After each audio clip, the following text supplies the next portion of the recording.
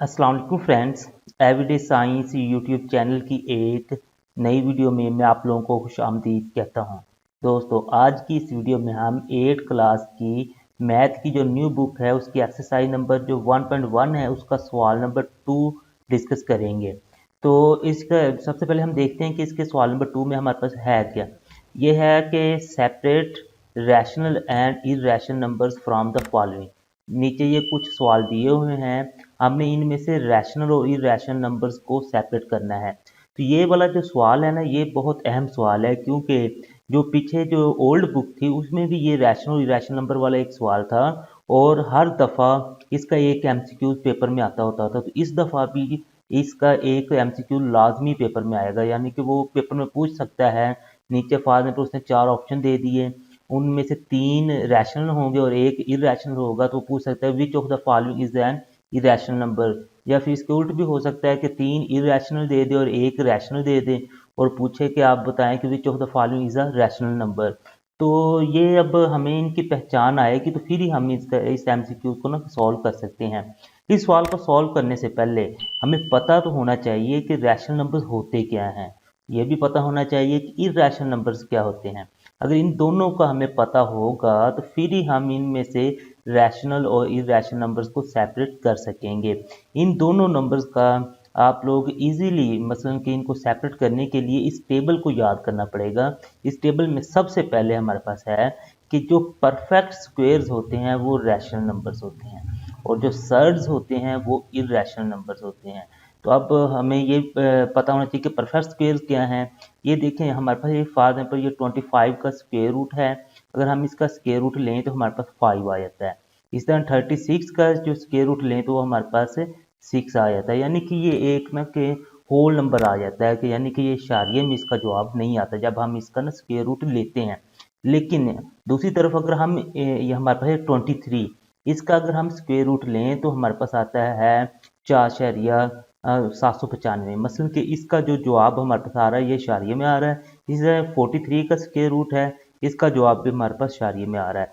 तो जिसका किसी भी नंबर का हम स्क्वेयर रूट लें, उसका अगर तो जवाब होल नंबर आए इस तरह से तो वो परफेक्ट स्क्वेयर होता है। अगर इस तरह से इशारिये में आए तो वो हमारे पास सर्ड होता है। और सारे जो परफेक्ट स्क्वेयर्स हैं वो रैशनल नंबर्स होते हैं और जो सर्ड्स होते हैं वो हमारे पास इरेशनल नंबर होते हैं। सबसे पहला तो इनके दरमियान में डिफरेंस ये है। अब दूसरे नंबर पर हम आते हैं तो वो है टर्मिनेटिंग डेसिमल्स, यानी कि जो टर्मिनेटिंग डेसिमल्स हैं वो रैशनल नंबर्स हैं। अब टर्मिनेटिंग डेसिमल्स कौन से होते हैं?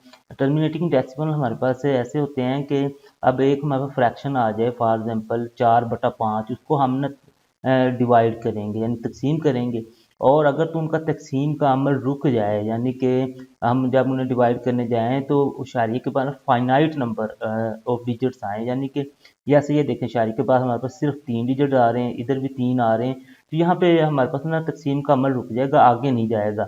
तो ये हमारे पास इस तरह के जो फ्रैक्शंस होंगे उन्हें हम टर्मिनेटिंग डेसिमल फ्रैक्शन कहते हैं। अब इसके मुकाबले में यहाँ पे कुछ नहीं है, क्योंकि आगे हमारे पास नॉन टर्मिनेटिंग आना था, और नॉन टर्मिनेटिंग की ना 2 किस्में होती हैं, एक रिपीटिंग और दूसरा नॉन रिपीटिंग। जो रिपीटिंग होते हैं वो हमारे पास रैशनल नंबर्स में आ जाते हैं और जो नॉन रिपीटिंग होते हैं वो इरेशनल नंबर्स में आ जाते हैं। अब रिपीटिंग हमारे पास कौन से हैं? नॉन ये रिपीटिंग मसलन के ये नॉन टर्मिनेटिंग की ये दोनों किस्में हैं। अब नॉन टर्मिनेटिंग हमारे पास से इसके अपोजिट होता है, यानी इसमें तकसीम का अमल रुक जाता है, लेकिन नॉन टर्मिनेटिंग में तकसीम का अमल नहीं रुकता है। जैसे ये देखें, ये हमारे पास चलता जा रहा है, इसी तरह ये भी चलता जा रहा है, ये भी चलता जा रहा है, ये भी चलता जा रहा है। अब इन दोनों में फ़र्क ये है रिपीटिंग डेसिमल। इसका मतलब है कि इसमें ना कि एक ही हिस्सा रिपीट हो रहा है, इसमें देखेंगे 2 हिस्से रिपीट हो रहे हैं। तो रिपीटिंग डेसिमल में ये है कि इशारिये के बाद ना या तो एक हिस्सा रिपीट होगा या एक से ज़्यादा। मसलन अब देखें कि अगर तो 6 रिपीट हो रहा है तो फिर भी रिपीटिंग है, और ये 7 2 फिर 7 2 फिर 7 2, तो ये यहाँ पे 2 हिस्से रिपीट हो रहे हैं तो फिर भी वो रिपीटिंग है। अब लाजमी नहीं 2, 3 भी हो सकते हैं, 4 भी, 5 भी, मतलब कि रिपीट होने चाहिए, जितने भी वो रिपीट हों तो वो रिपीटिंग डेसिमल है। अब ये नॉन रिपीटिंग डेसिमल है कि ये इशारे के बाद अगर आप लोग देखेंगे, ये हमारे 2 है, 1 है, 2 है, 3 है, 6 है, 5, मसलन कि हमारे पास कोई भी एक पैटर्न नहीं है कि कोई चीज़ें रिपीट नहीं हो रही हैं एक पैटर्न में। इसी तरह इसमें इसमें भी हमारे पास एक पैटर्न में चीज़ें रिपीट नहीं हो रही हैं तो वो नॉन रिपीटिंग डेसिमल हो जाता है। तो इनको हम जो रिपीटिंग डेसिमल है इनको हम रिकरिंग डेसिमल भी कहते हैं और नॉन रिपीटिंग डेसिमल को नॉन रिकरिंग डेसिमल भी कहते हैं। अब हम अपने सवाल की तरफ आते हैं। हमारे पास ये सवाल है जो इसका जो पहला यूज़ है वो है 5 का स्क्वायर रूट। अब इसको हमने देखना है कि ये रैशनल है या इरेशनल है। ये हमारे पास एक इरेशनल नंबर है। उसकी वजह ये है कि अगर हम इसका स्क्वायर रूट लें तो हमारे पास होल नंबर नहीं आता बल्कि वो हमारे पास इस तरह इशारिये में आ जाता है। जब इशारिये में आ जाता है तो वो हमारे पास एक सर्ड बन जाता है।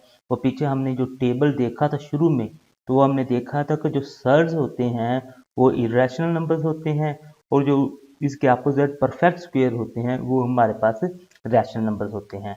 तो इस तरह ये जो पहला जूस है ये हमारे पास इरेशनल नंबर आ गया।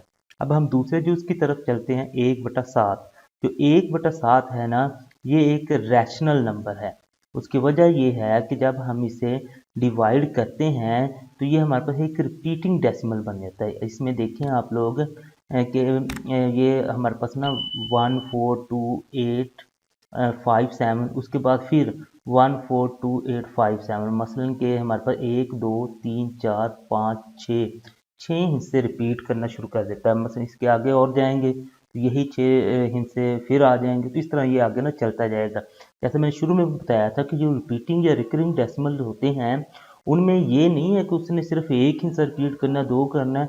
वो मसलन के 3 भी कर सकते हैं, 5 भी कर सकते हैं, 6 7 में कोई भी हिस्से ना वो रिपीट कर दें। जहाँ पे अगर वो 10 हिस्से भी रिपीट करते हैं तो फिर भी वो रिपीटिंग डेसिमल ही होंगे। और जो रिपीटिंग डेसिमल है हमारे उस टेबल के मुताबिक वो हमारे पास क्या है थे रैशनल नंबर थे। इस तरह ये फिर 1/7 हमारे पास एक रैशनल नंबर है। इसी तरह अगर हम इस पे जाएँ 2.152 अगर इसमें देखें तो ये हमारे पास एक रैशनल नंबर है। उसकी वजह ये है कि ये हमारे पास एक टर्मिनेटिंग डेसिमल है। टर्मिनेटिंग डेसिमल की हमने वहाँ पे डेफिनेशन पढ़ी थी कि टर्मिनेटिंग डेसिमल हमारे पास एक ऐसा डेसिमल होता है जिसमें ना इशारिये के बाद इन डिजिट्स की तादाद ना लिमिटेड होती है यानी फाइनाइट होती है। तो ये मसलन कि 152 है इससे आगे नहीं जा रहा। अगर डॉट डॉट लगे होते तो वो फिर इनफाइनाइट बन जाता है तो मसलन वो आगे चलता जाना था। तो ये टर्मिनेटिंग है और टर्मिनेटिंग हमारे उस टेबल के मुताबिक वो रैशनल होता है। अब इस पे जाएं, इस पे आप लोग देखें 81 फिर 82 मसलन ये 4 हिस्से आए फिर वही 4 हिस्से आए फिर वही 4 हिस्से आए। मसलन कि 81 82 ये ना कि रिपीट करता जा रहा है। तो जब ये रिपीट करता जा रहा है तो फिर ये हमारे पास एक रैशनल नंबर बन जाएगा। रिपीट वो क्योंकि हमारे टेबल के मुताबिक जो रिपीटिंग है या रिकरिंग डेसिमल्स हैं वो हमारे पास रैशनल नंबर्स होते हैं। अब ये वाला जो है ये भी आप लोग देख सकते हैं एक टर्मिनेटिंग डेसिमल है। जब टर्मिनेटिंग डेसिमल है तो ये भी एक हमारे पास रैशनल नंबर है।